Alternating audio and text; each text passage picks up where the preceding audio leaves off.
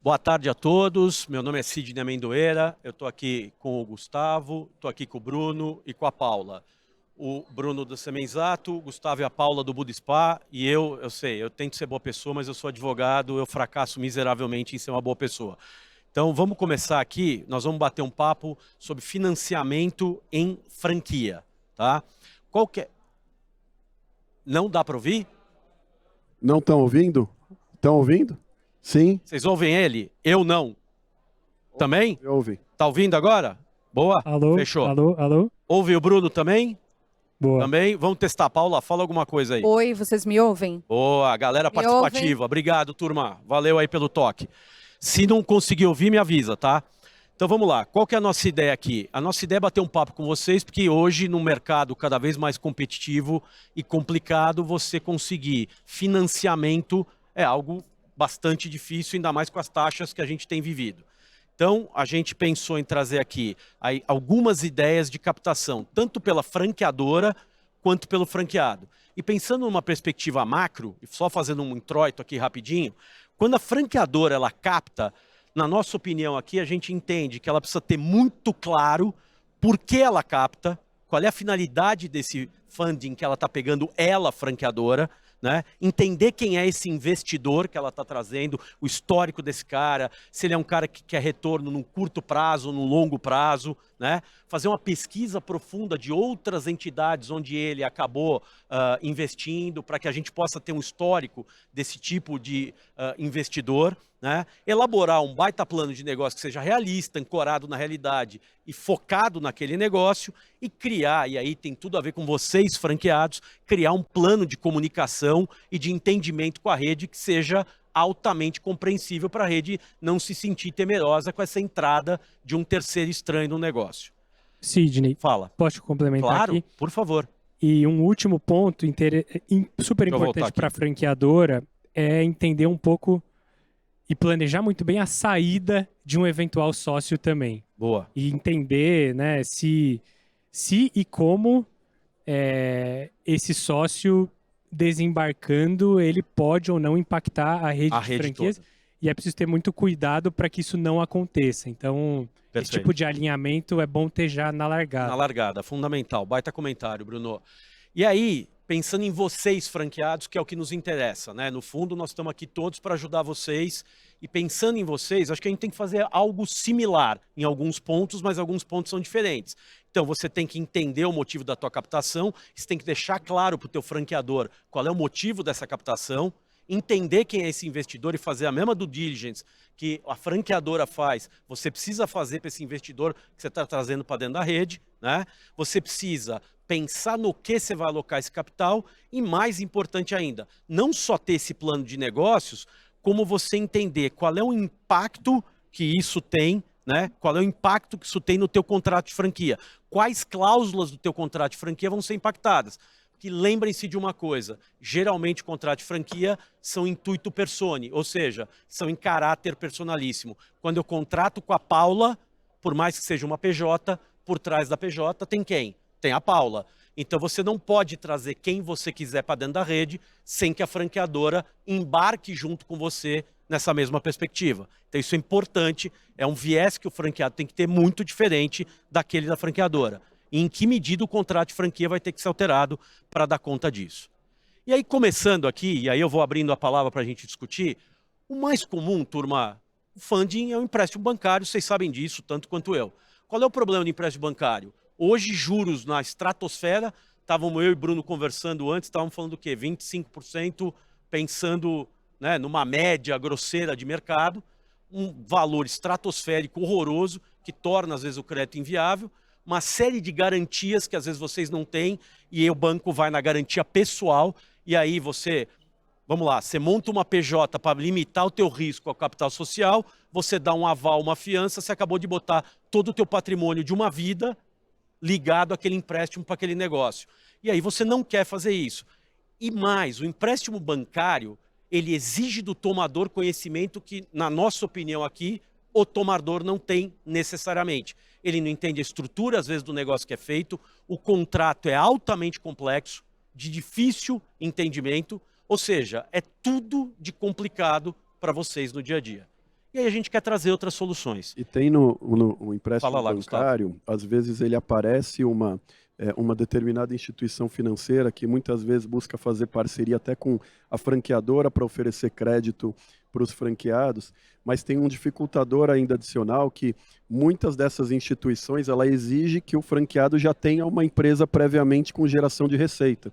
Ou seja, ela não permite o financiamento para o cara que é o novo franqueado, que não tem, que está entrando no negócio. Então, isso já restringe bastante o crédito e a acessibilidade, mesmo para quem quer captar o empréstimo bancário. E eu não sei se vocês sabem, mas aqui no Brasil já teve época em que se tentou o banco emprestar dinheiro para a franqueadora, para vocês, para através de vocês subemprestarem para os franqueados. E foi um desastre ecológico. Por quê? Porque nenhuma franqueadora queria assumir o risco do empréstimo do franqueado, por mais que ela tivesse recebíveis aqui para botar na mesa. Então foi um problemão aqui, Gustavo, foi uma pena, a gente perdeu isso. Mas pensando num outro tipo de empréstimo, e aí eu dou a palavra para o Gustavo, e queria que você se apresentasse um pouco, contasse um pouco do Budespa, e a franqueadora emprestar, Gustavo, por que ela faria isso? Me conta um pouquinho da tua ideia aqui. Boa, gente. Boa tarde. Sou o Gustavo Albanese, CEO cofundador do Budespa. Somos uma rede de franquias de spa, de bem-estar, em várias localidades do país. E a gente, antes de até entrar no aspecto específico de mútuo da franqueadora, eu vejo que tem, né, a função, eu gosto muito da uma certa perfeição, de certa forma, da ferramenta do franchising, que ela permite a combinação de expertises e áreas de atuações de franqueado e franqueadora alinhadas numa mesma direção de desenvolvimento do negócio, obviamente desde que a ferramenta seja bem utilizada pelas partes, cada uma tem a sua diferente responsabilidade, atuação e forma de trabalho como um todo. Só que tem um viés que eu vejo que é ao lado da franqueadora, que a gente, e falando como franqueador, que eu vejo que a gente tem que ter a visão e o interesse de, além da responsabilidade puramente do franqueador no modelo de negócio, porque ele é constituído por pessoas, é uma constituição de uma parceria que você olha ali a longo prazo e de décadas e aí futuras gerações, etc. E nesse sentido é muito importante que o franqueador tenha também a visão das dores do franqueado, por mais que elas sejam dores que cabem ao franqueado resolver, porque é responsabilidade dos 50% do franqueado, mas a franqueadora conseguir, como parceira estratégica de desenvolvimento do ecossistema, e além. E assim como tem o aspecto de venda, da franqueadora tem que ajudar o franqueado a vender, apesar do franqueado ser prioritariamente o responsável pelo ponto de venda, eu vejo que tem que ir além, etc. E a parte do financiamento também é uma dessas, porque a grande dor que existe para a expansão de redes de negócio é o acesso ao capital. Muitas vezes tem grandes franqueados habilitados e experts no seu negócio, com possibilidade de gerir 3, 4, 5 unidades, eles não conseguem, e um bom modelo de negócio desenhado pela franqueadora, marca, etc., eles não conseguem expandir por falta de capital. E essa passa a virar também uma dor da franqueadora, porque por mais que a franqueadora queira muitas vezes ir no mercado e buscar outros franqueados, ela tem todo um trabalho de multifranqueados interno que ela tem que desenvolver, que faz o ecossistema todo prosperar com maior profissionalização. Então a franqueadora ela tem que pensar em fontes e o motivo pelo qual ela apoia, e eu vejo que deve apoiar os franqueados. Perfeito. Então o que a gente foi fazendo do lado da franqueadora? Uma das formas é o empréstimo e o mútuo ao franqueado. O mútuo ao franqueado que a gente, como franqueadora, faz é muito mais no sentido de viabilizar um crescimento e uma expansão da rede de franquias e de um franqueado que já é da rede. A gente só faz isso para franqueados que já são da rede e vão abrir a segunda, terceira ou quarta unidade, até porque a gente já conhece, já tem uma parceria de alinhamento e tudo mais. Então a gente viabiliza o acesso ao capital dele de uma maneira mais facilitada. Tem uma taxa de juros que muitas vezes é ou na medida ou até um pouquinho maior do que o franqueado poderia conseguir, mas o franqueado teria que colocar garantia, um carro, uma casa, alguma coisa, e ter toda a burocracia de banco que a gente, como franqueadora, libera o crédito em uma semana fazendo o contrato sem nenhum tipo de garantia real. O que a gente faz no nosso caso, e aí por que nos interessa como franqueador também fazer isso e promover junto ao franqueado, além do crescimento da rede, é que a gente tem um modelo de negócios no Budespa, em que a gente tem um e-commerce central, onde a gente faz a venda de vouchers para todos os clientes do mercado, e aí o cliente escolhe e vai até a unidade franqueada para poder utilizar. E depois a gente passa no dia 10 do mês seguinte, a gente repassa para o franqueado o percentual comercialmente acordado para ele. Ou seja, você deve para o teu eu franqueado. Eu devo, normalmente eu tenho mais a pagar para o franqueado do que o franqueado tem a pagar de royalties. Então isso funciona bem e dá o equilíbrio do negócio, e isso também dá uma segurança maior para a franqueadora, para que a gente consiga conceder crédito para aquele franqueado, sabendo que a gente tem um débito com ele. Um débito, e aí você faz ele. uma compensação com a gente sempre a PMT, a gente faz de 24 a 36 meses esse modelo, e aí a gente calcula qual que é a média de reembolso que a gente tem feito para o franqueado de voucher para garantir. Então a gente calcula a PMT e faz a conta inversa do limite de crédito. Então é um modelo que vem funcionando bem. Excelente. Bruno, me dá um pouco da tua visão, conta um pouquinho do que você faz e me dá a tua visão desta forma de financiamento dos franqueados. Boa. Eu vou, só para não perder o gancho, Claro. Eu vou comentar um pouco aqui esse tema especificamente, depois eu dou um passo atrás e conto um pouco o que a gente está fazendo. Fechado. Mas eu acho que, principalmente num momento como esse, de mercado, onde o crédito está mais escasso e existe uma dificuldade em fomentar crescimento de maneira geral, porque está todo mundo, né, mais cauteloso, está todo mundo focando mais em gerar eficiência dentro da própria operação, querendo tomar menos risco. Então, a gente, como investidor de franqueadoras, tem sido muito provocado e tem pensado muito em fomentar esse crescimento para você continuar desenvolvendo as redes, independente, né, do ciclo ruim de mercado. Então, como a gente investe em redes que ainda tem muita expansão pela frente, se você deixa de crescer um ano, você tem, né, você deixa muita oportunidade para trás. Ou seja, Bruno, para o pessoal entender, você é o cara que investe no Gustavo para o Gustavo poder investir na Paula. Exatamente. Resumindo, a fatura é mais ou menos isso. Exatamente. Hoje, sim, a gente há 10 anos... Ele tem que dar mais dinheiro para a gente. Eu também acho, também é para a Paula e para mim carteira também. Advogado você não investe não, Bruno? Não, né? Não. E aí, dando só um passo atrás, né? Há 10 anos, o que a gente tem feito? A gente tem investido em franqueadores, como o Gustavo, e esses franqueadores, por sua vez, podem sim pegar o nosso capital e financiar seus franqueados. E a gente tem feito isso de duas formas, né? Ou via crédito, simples, como o Gustavo faz, e para isso a gente precisa ter um franqueador que já aprendeu a dar crédito. A gente toma muito cuidado para não achar que qualquer franqueadora vai conseguir fazer uma boa análise, vai conseguir entregar um produto eficiente que nem o Gustavo entrega, com as devidas garantias e tudo. Então a gente tem que ter uma boa segurança de que tem a inteligência por trás, o modelo de negócio é robusto, né?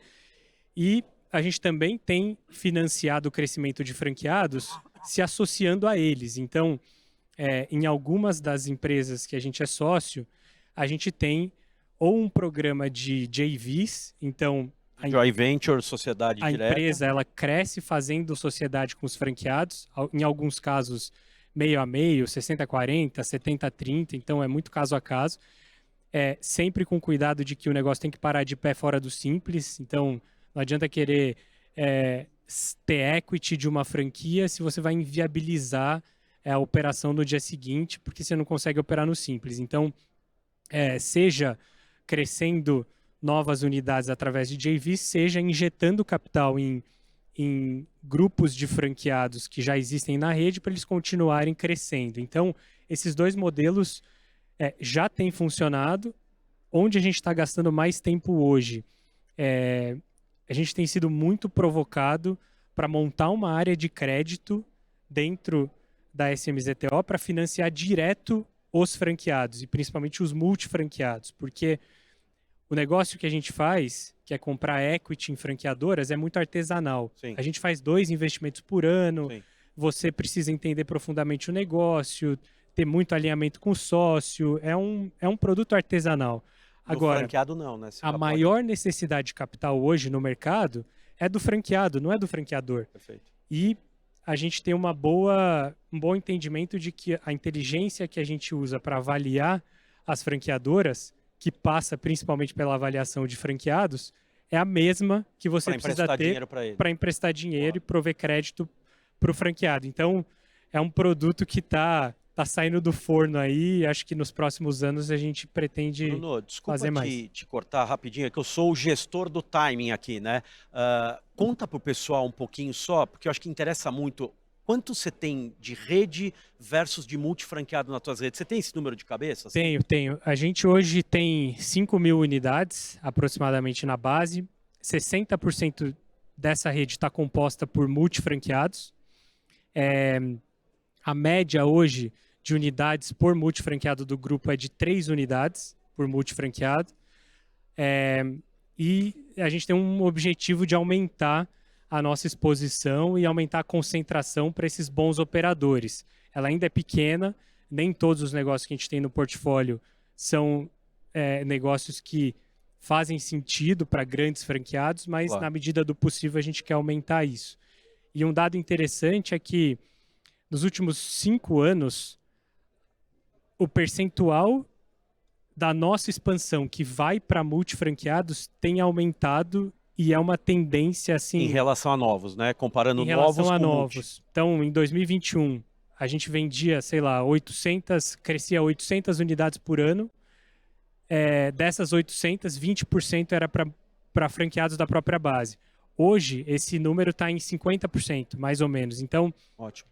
O que a gente acha que está acontecendo é que, com o cenário mais desafiador, só os melhores operadores estão crescendo e estão dispostos a tomar risco, continuar investindo na operação, e aí a parcela de novos entrantes tem diminuído. Então, esse acho que é um dado interessante. E o cara ganha eficiência quando ele vai crescendo, ele mantém uma estrutura de profissionalização, né? E obviamente que ele pula do simples para o lucro presumido, é um mal necessário para o crescimento das empresas e multifranqueados aí no país, mas ele ganha uma certa eficiência e sinergia com a gestão super importante. Maravilha. Deixa eu só fazer um comentário rápido, só para vocês entenderem, quem não está acostumado. A ideia do que eles falaram é o mútuo direto e é empréstimo mesmo, puro e simples. Em algumas situações, alguns operadores acabam criando uma cláusula de mútuo conversível, ou seja, ao invés de pegar o dinheiro de volta, você troca por participação, por equity na empresa do franqueado, e aí vocês, como franqueados, têm que avaliar muito bem se é algo que vocês estão dispostos a fazer. Mas pode ser uma saída para dar uma espécie de garantia de que aquele investimento vai ser retornado. Uma outra forma que a gente tem visto no mercado, e eu acho que também não é o caso nem do Bruno, nem do Gustavo, mas eu tenho pego em várias franqueadoras, é para você investir de forma indireta no teu franqueado. Ou seja, você compra equipamento, compra material, faz visual merchandising, bota isso tudo em comodato. Comodato é um empréstimo, juridicamente falando, e põe dentro da unidade do franqueado. Então é uma forma, em vez dela alugar por franqueado aquele imobiliário, ela põe aquilo em empréstimo e reduz e muito o nível de investimento desse cara. Então, algumas franqueadoras têm feito isso, vale a pena dar uma olhadinha. E para a franqueadora, muitas vezes é interessante isso, porque o custo é metade. É metade. O cara até cobra menos. 100 mil de uma coisa que ele pagou 50, 60 e ganha juros em cima de 100 mil. O que eu tenho visto só, Gustavo, é a dificuldade, às vezes, de pegar de volta esse bem comodatado, porque se perde muito com o tempo, mas acho que é uma outra questão. E aí veio o ponto que eu acho que a gente queria colocar para vocês, que eu queria ouvir a Paula um pouquinho aqui, que ainda não falou. Falei. É a ideia da franqueada e da franqueadora como sócio, que foi, entre aspas, a ideia da JV do Bruno. Me conta um pouquinho, você como franqueada Budispa, que raio que você foi ser sócio daquele homem que está sentado ali do outro lado? Bom, gente, eu tenho que confessar para vocês que eu vim do mundo corporativo, pouquíssimo conhecimento de investimentos, atuando como gestão de projetos, tinha noção de governança e tudo mais, mas não era uma empreendedora, né? E eu comecei com a minha primeira unidade, junto com meu marido, com recursos próprios, porque eu sou da época em que eu achava que investir, você tinha que ter dinheiro na mão, para você poder investir em alguma coisa. Depois passou a primeira unidade, a gente sempre gostou muito do Budispa como cliente, então a gente sempre acreditou. Ah, você já era cliente? Já, eu era cliente, fazem 20 anos que eu sou cliente do Budispa. E a gente se encantou com ele o tá propósito. Bem pra 70 anos, não tá? Ele está ótimo. Super bem, tá nem excelente. parece. Uma massagem e ganha uma franquia. Quase. Ah, entendi. Desde criança. Desde criança. Desde criança. E aí o que acontece? Eu cheguei e vi uma premissa que para mim eu não abro mão. O ganha-ganha. O valor que o Gustavo sempre deu para o ganha-ganha. E eu lembro que quando eu cheguei, a primeira pergunta que eu fiz para ele foi o seguinte: por que você não tem o selo da BF? Ele olhou e falou, eu não tenho, mas o que será isso?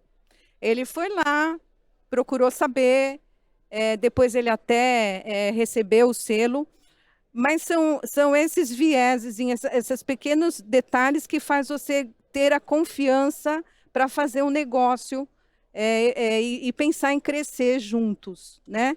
Então, o primeiro foi com investimento próprio.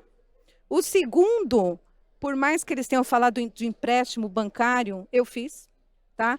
E mais cedo eu escutei alguém comentando sobre o próprio Unidade pagar o financiamento que você fez. Mas que ano que foi isso? Isso é super real. Mas que 2 anos atrás, e o retorno do investimento já aconteceu. Boa. Tá certo que é porque também a franquia é boa, tem estrutura, né? Você vai fazer isso com quem realmente você acredita que vai dar certo. E no nosso caso, o ROI aconteceu, eu fiz com empréstimo. E é admirável como o ser humano, foi um repasse, principalmente né, o brasileiro, ele é criativo. Ele é criativo.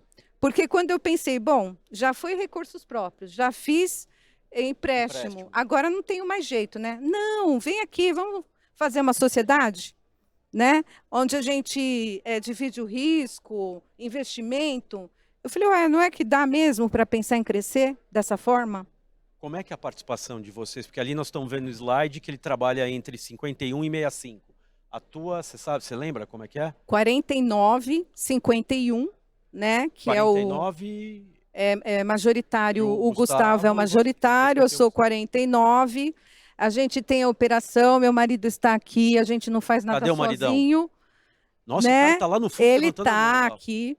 Parabéns, então, maridão da Paula. O que acontece é que a gente tem essa premissa de ninguém trabalha sozinho.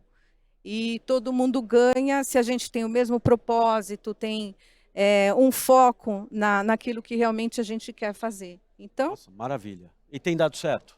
Tem dado certo, nós estamos super animados com essa terceira. O Eduardo pensa em ter quarto, quinto. Eduardo é o maridão, é o meu marido.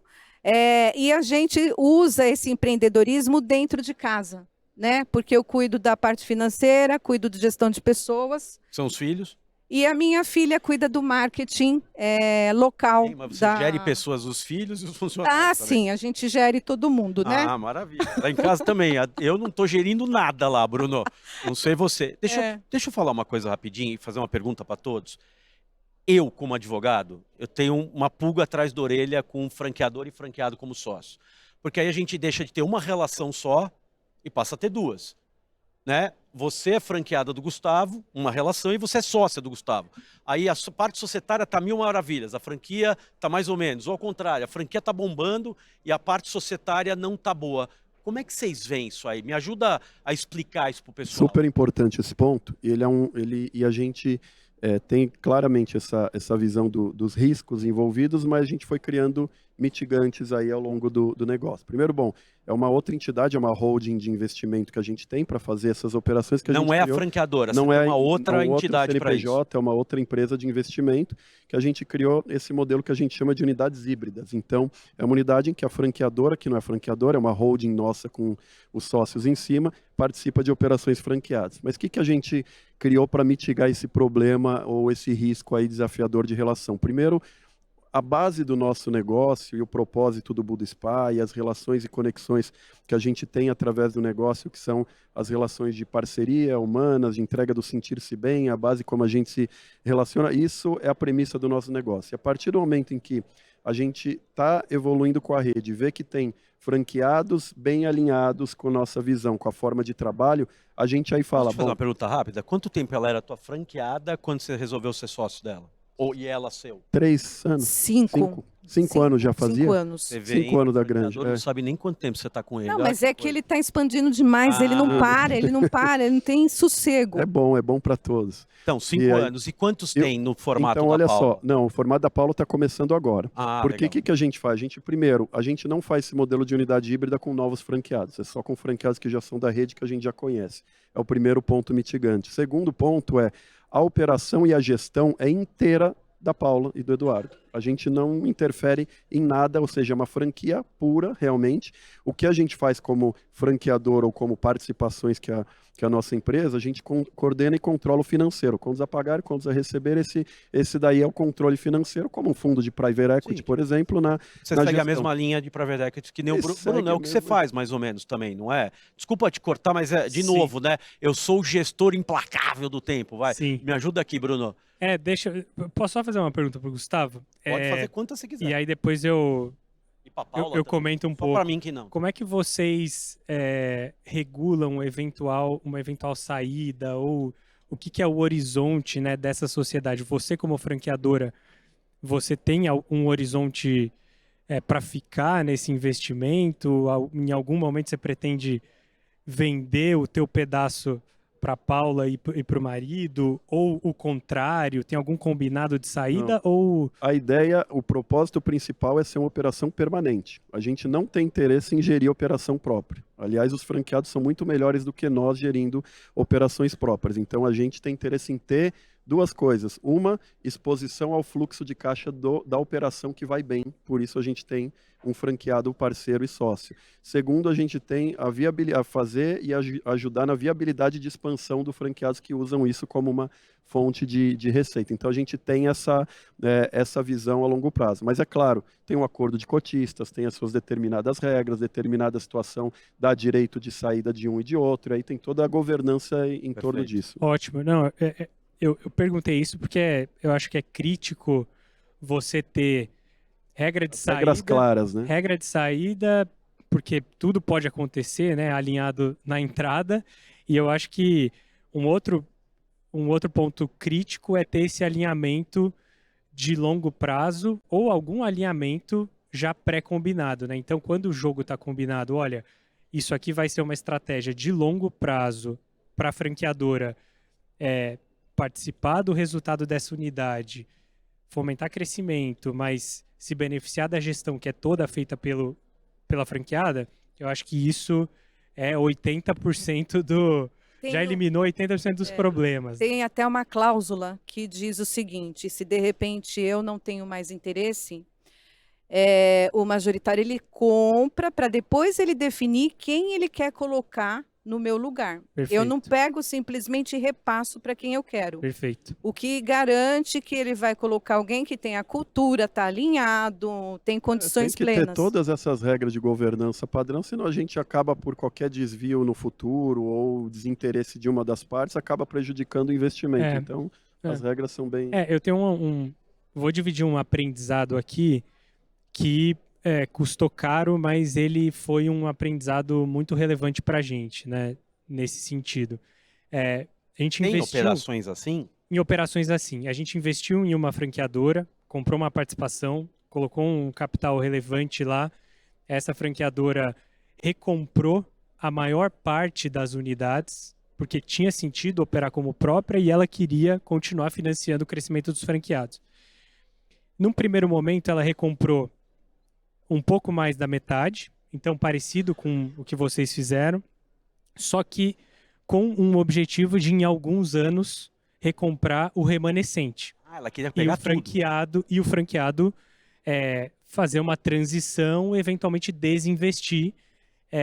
E no final, o que a gente aprendeu foi: o franqueado era um melhor operador na ponta, enquanto a relação era mais ou menos meio a meio, o negócio foi muito bem.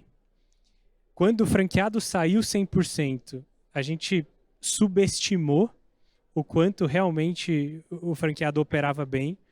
E no dia seguinte,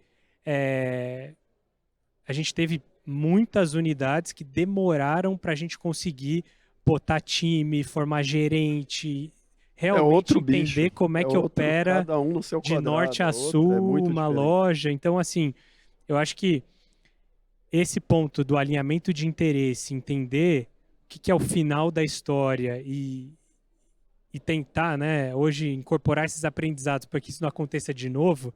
Hoje, se a gente fosse fazer de novo, a gente teria mantido os franqueados. Ué, que legal você falar isso nesse evento, alguma exposição né? relevante no negócio, porque eles são naquele caso, eram extremamente importantes para fazer o negócio. Paulo. Contribuindo um pouquinho com o que vocês estão falando, imagine o seguinte, o franqueador, ele também está investindo o tempo todo, né? Uma forma dele retornar o que ele investiu é ele entrar como sócio para ele poder abater o que ele investiu. Uma vez investidor, sempre investidor. Desde que você sabe que o core dele não é franqueador, é ser franqueado, e ser franqueador, isso só ressalta que realmente o franqueador ele tem uma visão a longo prazo, né? E sustentável. Porque você vai investir, mas você tem que, de alguma forma, ter também esse retorno do seu investimento. Como que você vai fazer? Eventualmente você entra para abater esse custo. Tá? Perfeito. Perfeito. Pessoal, deixa eu dar uma acelerada aqui. Terceiros investidores, vocês topam, por exemplo, pensando em 2 casos. A Paula, nas unidades que ela está sozinha, ela traz o Sidney para ser um investidor terceiro. 1, vocês topam? Ou 2, o Sidney, que é só investidor, não opera porcaria nenhuma. Eu vou para dentro da tua rede e saio caçando operador. Como é que vocês veem isso? Como forma de funding?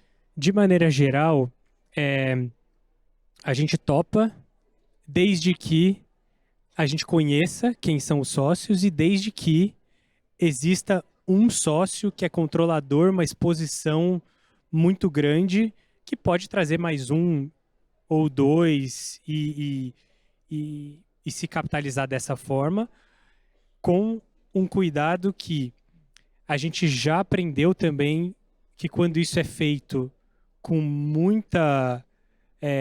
sem muito cuidado, você pode ter muita situação onde você levantou dinheiro com outros franqueados, que são só investidores, cresceu muito, eventualmente o mercado fica ruim, um ou outro sócio não consegue mais aportar, a gente já teve que desfazer muito problema societário entre franqueados que cresceram com outros franqueados só investidores, e a gente já... Aí o cara para de aportar, o outro quer aportar, um quer diluir o outro, vira um embrólio societário, a gente muitas vezes já teve que repassar a unidade para resolver um problema societário. Então isso a gente toma muito cuidado, apesar de ajudar a fazer e a pensar.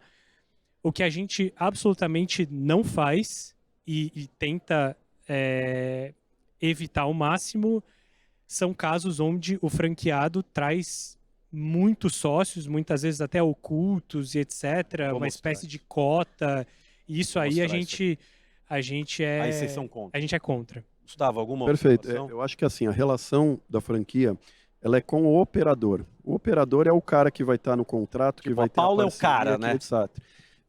Uma coisa é a relação societária, a relação contratual e de gestão da operação. Outra coisa é a fonte do dinheiro.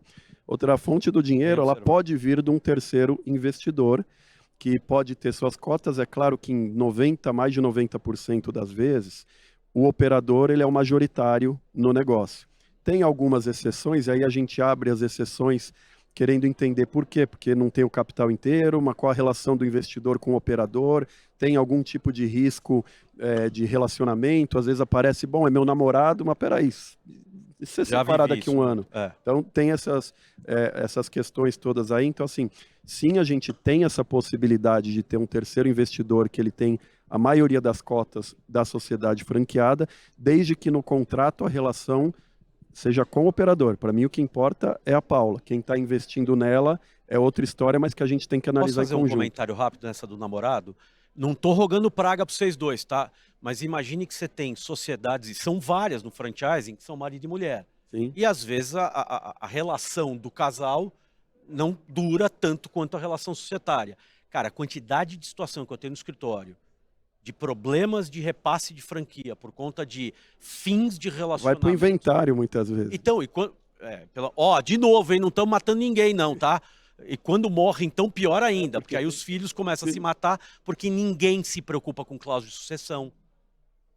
Então, é chato e tem falar com isso, certeza, com certeza. E tem uma outra perspectiva que é a nossa, né? Como a gente investe em franqueadoras, a gente tem que analisar não só o risco do franqueado, mas o risco sistêmico. Então, essa história, a hora que você começa a ter muitos franqueados virando investidores de outros franqueados da própria rede, muitas vezes a hora que você vai analisar, você tem um risco sistêmico quase que da rede inteira, porque se 4 núcleos vão mal e quebram, você começa a ter necessidade de capital para todo mundo, né? Daqui a pouco a rede inteira. Então, esse é um pouco do nosso papel, ajudando a analisar um pouco, na medida em que a gente consiga, né? Porque tem muita informação que às vezes Riscos você não consegue buscar. não acabam, né? É o tempo todo. A gente toma bastante cuidado com o risco sistêmico, assim. Deixa eu, nessa história de risco sistêmico, eu quero mostrar 2 coisas para vocês. Cotas de franquia e sociedade em conta de participação.